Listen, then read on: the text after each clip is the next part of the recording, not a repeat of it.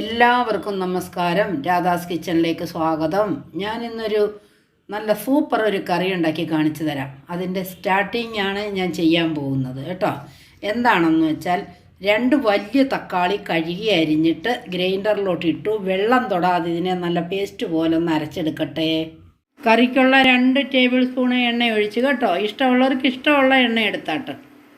1/2 teaspoon കടുക്, 1/2 teaspoon ജീരകം, രണ്ടും കൂടെ ഒന്നിച്ചിട്ടാലേ അങ്ങ് മൂത്തോളൂ. 5-8 കഷ്ണം വെളുത്തുള്ളി തൊണ്ട് കളഞ്ഞിട്ടേ ഒന്ന് വട്ടം കട്ട് ചെയ്തിട്ടുണ്ട്. ഇത് ഒരുപാട് മൂപ്പിക്കരുത് കേട്ടോ. കുറച്ച് മൂക്കുന്നതാണ് വെളുത്തുള്ളിക്ക് നല്ലത്, നമുക്ക് തിന്നാൻ നല്ലത്, അതാണ് ഗുണം ചെയ്യും. അതിൻ്റെ കൂട്ടത്തിൽ കുറച്ച് കരിവേപ്പില രണ്ടും കൂടെ ഒന്നിച്ചിട്ടൊന്ന് 2 വലിയ സവാള എടുത്തു, അതിനെ അരിഞ്ഞു. അപ്പോഴേ പൊടിയായിട്ട് അരിയണ്ട, ഒരു മീഡിയം സൈസിൽ അരിഞ്ഞാൽ മതി കേട്ടോ. അത് കഴിഞ്ഞ് ഇളക്കി മൂക്കുമ്പോൾ അങ്ങ് ഓട്ടോമാറ്റിക്കലി കുറച്ച് ചെറുതായിക്കോളും. 1/2 സ്പൂൺ ഉപ്പും കൂടി ഇട്ട് ഞാൻ ഇതിനെയും കൂടെ ഒന്ന് മൂപ്പിച്ചെടുക്കുക. ലൈറ്റ് മെറൂൺ ആയപ്പോൾ തന്നെ ഞാൻ അടുത്ത പണിയിലോട്ട് പോവാണ്. 1 സ്പൂൺ മല്ലിപ്പൊടി, 1/2 സ്പൂൺ മഞ്ഞൾപ്പൊടി, 1 സ്പൂൺ മുളക് പൊടി. പൊടികളെല്ലാം ഇട്ട് 1 മിനിറ്റ് മതി. മീഡിയത്തിലേ കിടക്കാവൂ, ഗ്യാസ് എപ്പോഴും ഹൈയിലിടല്ലേ. അതിനെ ഒന്ന് ഇളക്കി നന്നായിട്ടായിട്ടുണ്ട്. അപ്പോൾ നമ്മൾ അടിച്ച് വെച്ച തക്കാളീനെ ഇതിനകത്തിൽ ഒഴിക്കുക.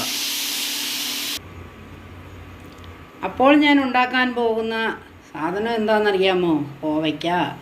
ഈ കോവയ്ക്കയെ നമുക്ക് നീളത്തിൽ കഷ്ണിക്കണം, അതായത് നീളത്തിൽ അരിഞ്ഞെടുക്കണം. ഞാനത് കാണിച്ചു തരാൻ തേണ്ടി. ഇങ്ങനെ കണ്ടോ, ഇങ്ങനെയാണ് അരിഞ്ഞെടുത്തിരിക്കുന്നത്. ഇത് 1 കിലോ കോവയ്ക്കയാണ്. നമുക്കിഷ്ടമുള്ള അത്രയും എടുക്കാം. ഈ കോവയ്ക്ക ഉണ്ടല്ലോ, ഞാൻ പറയുന്നത് ദിവസവും നമ്മൾ കഴിച്ചിരിക്കണം. ഇതിൻ്റെ ഗുണം കുറേ ആൾക്കാർക്ക് അറിയാവുന്നവരും ഉണ്ടാകും, കുറച്ച് പേർക്ക് അറിയാൻ വയ്യാത്തവരും ഉണ്ടാകും.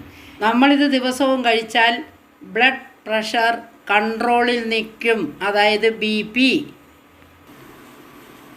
ഞാൻ വേറൊരു ചീനിച്ചട്ടി വെച്ചിരിക്കുവാണേ. മറ്റേത് മസാലയൊക്കെ മൂക്കുമ്പോഴത്തേക്ക് നമ്മളൊരു ചീനിച്ചട്ടിക്കകത്തിൽ 1 ടേബിൾ സ്പൂണ് എണ്ണ ഒഴിക്കുവാണ് കേട്ടോ.